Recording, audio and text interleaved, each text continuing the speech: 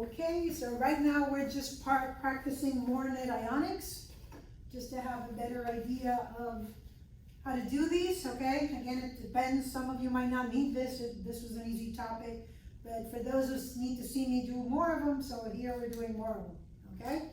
So we start with the first one. So what we want to do is find the molecular total ionic net ionic equation, predict the conductivity as the reaction occurs, and maybe speak a little bit as to what we might see visually as this reaction occurs. So I'm not going to write out any more of the diagonals, right? Maybe I'll do it for this one just so we see it, but after that we'll move to just sort of flipping partners. So I have K and ClO3 minus K plus, and then I have Sn plus 4 and SO4 minus 2. And so let me, I'm sorry to say my blue pen is no longer as good. Let's get another one.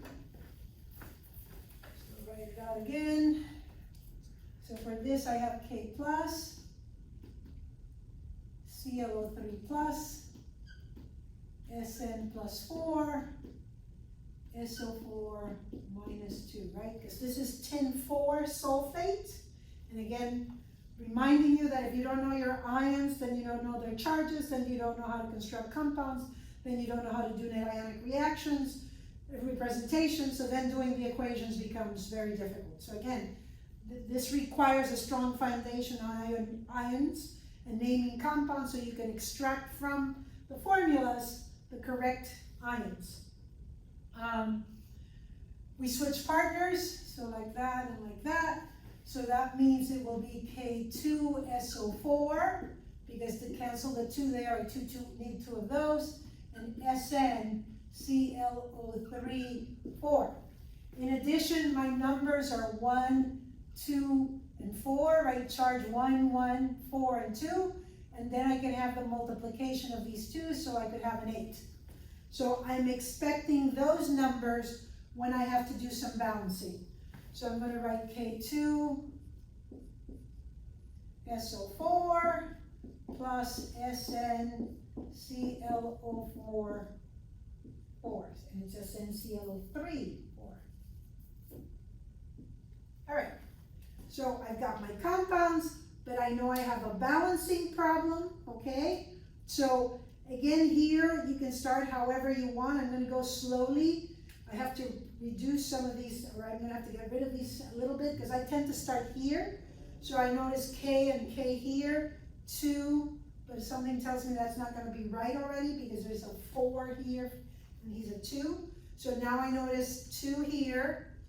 My K's are balanced, but when I go by, try to balance the chlorate, I only have 2 chlorates and I have 4 there.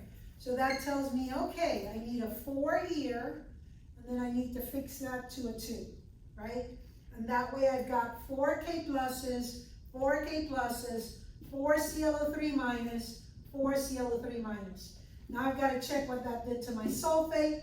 I only have 2 sulfates, so I'm good. And then I have tin, 1 of them and 1 of them, so I'm good, right? And as I said, numbers would be 1, 2, 4, or possibly 8. So I have 1, 2, and 4, okay? All right, I start applying solubility rules. All 1A is soluble. Remember, both of these are 1A, so I've got that worked out twice. And then tin sulfate is soluble, and all chlorates are soluble. So I have everything here is soluble. So I go 4 K plus 4 ClO3 minus. Again, that's because of that first rule, solubility rule. This one is the sulfate rule, which is, I think, the 4th one. Sn plus 4 plus 2 SO4 minus 2 goes to, he's soluble because of the first rule. 4K plus 2 SO4 minus 2 plus chlorates are soluble, ClOX, second rule, Sn plus 4 plus ClO4, whoops, I keep doing that, ClO3 minus, and I've got 4 of those, right? And so now I look at this, he cancels out, and he cancels out, and he cancels out, and he cancels out. So I write no net ionic, say all spectator ions, all are spectator ions. I can even go and say no reaction, right? And so this tells me that by using all my rules and everything, I can predict whether a reaction occurs or not without having to do it in lab, which would save me the chemicals, right? It will save me the hassle of going to try it if I'm looking at this going like, yeah, this doesn't look like it'll work out, right? Okay. So if nothing occurs, then the conductivity wouldn't change, and you can see that the number of ions is the same in both sides. And nothing is happening, so I would visually see nothing happening also. All right, next one. I can write this up here. I have NH4 plus, OH minus, Au3 plus, and Cl minus, right? So this is gold 3 chloride. And so my numbers are 1 and 3. So that's sort of all my options in terms of balancing that I could need. And so my compounds are, and I can see it here if you want, I can go like that. And that would be AuOH3, right? Because the gold is a +3 and he's a -1. And then if I take these guys, NH4 plus and Cl minus, it's plus NH4Cl, 1 to 1. Clearly I have a balancing issue, but I have no choice. I have to have 3 OHs to balance out the gold 3, even though if he only looks like he's providing 1. So it tells me I'm going to have to balance here. So NH4, NH4, I have 1, 1, we're good. OH, I need 3 of them, so I'm going to put a 3 here. But then that messes up my NH4 plus, so I got to put a 3 there. That messes up my chloride, but no, it does not. I only have 3 chlorides, 1 gold, unbalanced. And again, my stoichiometric factors, and just to remind you, those numbers in front are called stoichiometric factor. All right, are 1 and 3 as we predicted, so they're 1 and 3, okay? Also as a reminder, because a lot of students forget or don't realize that, if I have an arrow, this sign is called the reactants, and this guy is called the products, okay? Sometimes the word compound, which I often abbreviate as compound, might show up as get that reagent, and then go get that species, go get that bottle of chemical, and often, you know, that bottle of chemical is just a compound, so just go get that compound. So those are some words that you'll hear me say every now and then that you're going like, what? Okay? All right, now we apply our solubility rules, and all these are, this is a base, this is a salt, this is a base because it ends in OH, right? So all of this is about solubility rules, no acid dissociation rules here. Ammonium hydroxide is our little parentheses at the end of everything in that solubility rule. It says it's soluble, but does not dissociate, so that tells me he stays together. NH4OH plus gold 3 chloride. For the chlorides, it's gold 1 that is insoluble, gold 3 is soluble. So I got Au3 plus 3Cl minus, all right? The hydroxides, that's at the bottom of all the solubility rules. They're all insoluble unless they're 1A and bottom of 2A. Gold is a transition metal, so I have AuOH3 because he's insoluble. Ammonium chloride, that's the first rule. All ammonium salts are soluble.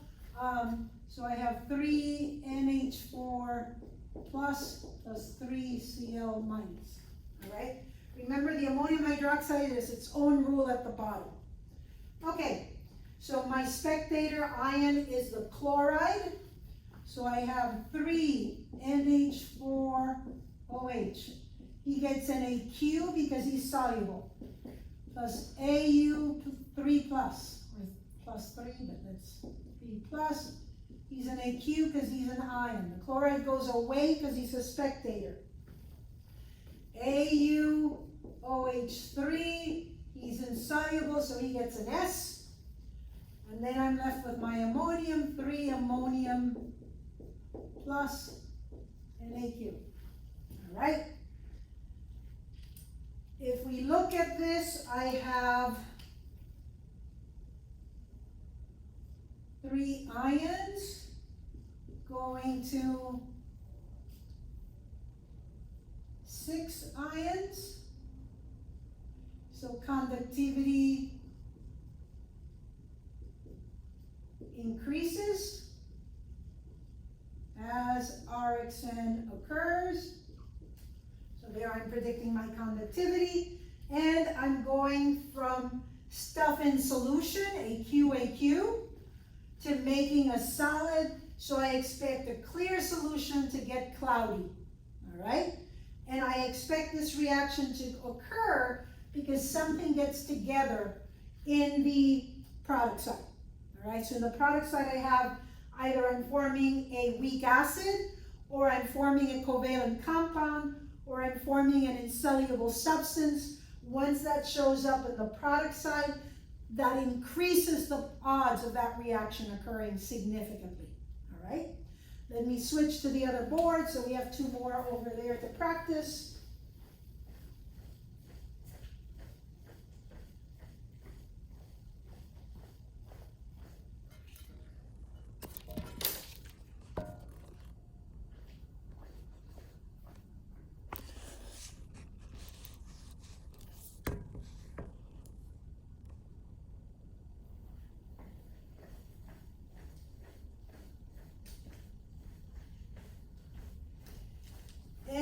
NiCl2 and H3PO4, so nickel 2 chloride, phosphoric acid. Remember, I mix these two, and it's HCl because each is a charge of 1, so H is a +1 and chloride is a -1. When I combine these two, nickel and phosphate, it is Ni3PO4 2. Okay, so nickel is a +2, phosphate is a -3. Okay, let me move these down a little bit so we have a little more space. Tilt and net. All right, so as you see, what I'm doing is I'm slowly going away from writing the ions out and crossing it like I did for the 2 over there, to actually just making decisions. Innies with innies, outies with outies if you want, but I have to move to that step. I have to feel confident that I know my ion charges and how to put together compounds, okay? Because the charges here are 1, 2, 3, right? So the phosphate is a -3, the H is a +, and the nickel is a +2. I have the option, if it's 1, 2, 3, of 1, 2, 3, and 6, possibly 6, as numbers that will be needed in the balancing of this equation, okay? So my nickel has 3, so I want a 3 here. That gives me a 6 for the chloride, so I need a 6 there. That gives me a 6 for the H+. I need a 2 here. That gives me 2 for the phosphate. I'm good, I have 2 for the phosphate. See, balancing isn't that hard, but you have to feel confident that you put the compounds together correctly, and by looking at this, you start thinking of the numbers more. Okay, next one, nickel chloride, nickel 2 chloride. All chlorides are soluble unless they start with gold 1, silver 1, lead 2, mercury 1. So I didn't mention nickel, so he's soluble. So I get 3 Ni2 plus plus 6Cl minus plus. Phosphoric acid is an acid, so I go to my dissociation rules. The strong acids are hydrochloric, hydrobromic, hydriodic, nitric, sulfuric, and perchloric. I did not say phosphoric, so he's a weak acid, so he stays together. H3PO4. I did mention HCl as a strong acid, hydrochloric, so he dissociates, 6H plus 6Cl minus, plus, and then the phosphates are all insoluble, except that they start with 1A and ammonium, so he's insoluble, so Ni3PO4, 2, okay? Now I get to cancel my spectator ions, so the only spectator ion is the 6Cl minus, so I have 3Ni, 2 plus, AQ, because ions get AQ. 2 H3PO4, weak acids get an AQ. 6 H plus, ions get an AQ. Plus Ni3PO4, 2, he gets an S because we said he was insoluble. All right, and again, for these problems, do them yourself. The next one, turn off the video, do it yourself, and then see if you got it correct.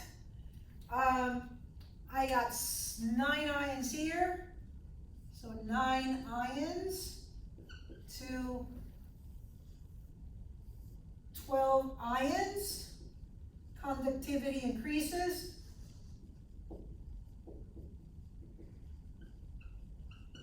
And if I'm looking at this reaction, I'm all AQ on this side, so everything here starts out soluble.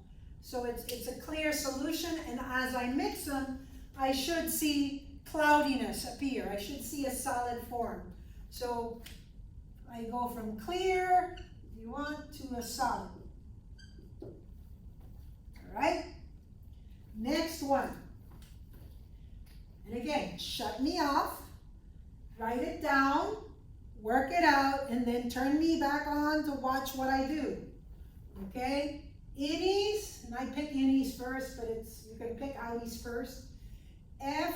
Fe, this is iron 2, that's nitrite, which is a +1, so NO2, 2. And again, if you're still having a hard time with this, write it out. Fe plus 2, NO2 minus. I'll take that back.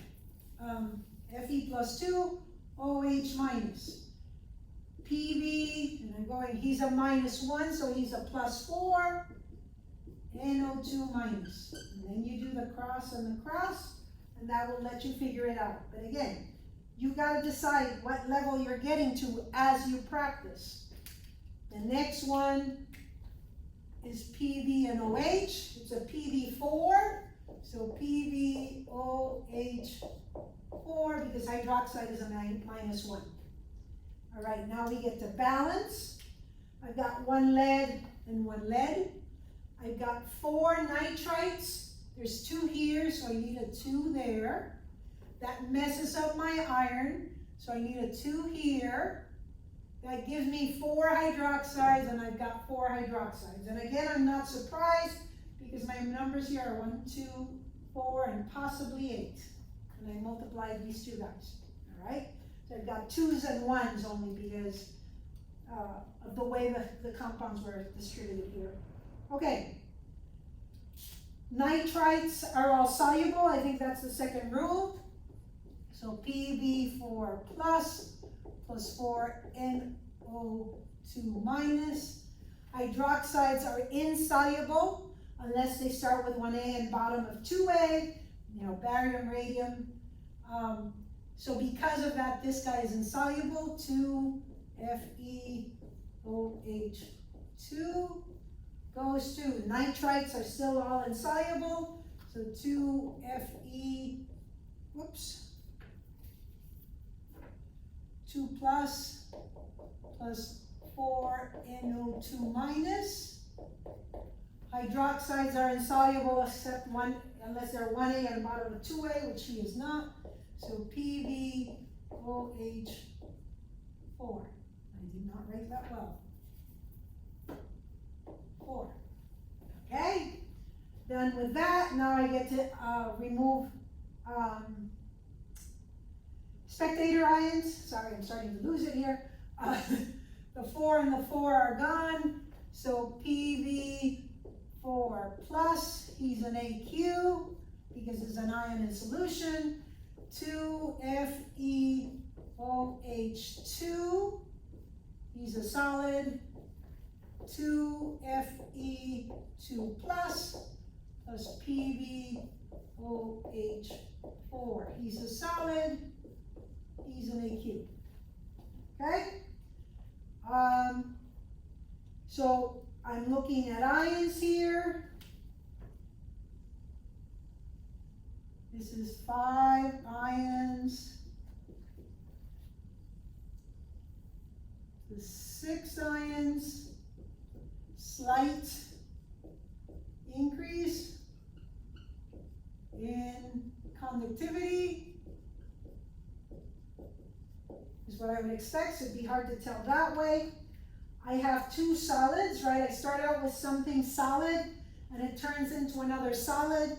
If they have the same color and all that, it might also be difficult to tell if the reaction occurs.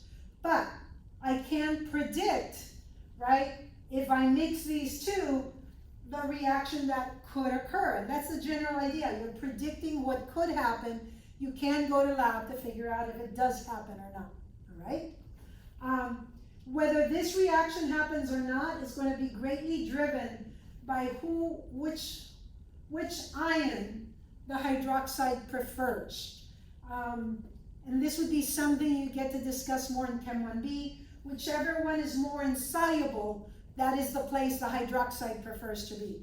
And so at first glance, I can't tell you. I would have to look up a solubility rules, a solubility equilibrium constant to think this out. But if the reaction occurs, that's what I expect to see occur. All right? So you got 4 more practice problems. There were 4 I did when I introduced the topic, 4 more to practice. Okay? Thank you.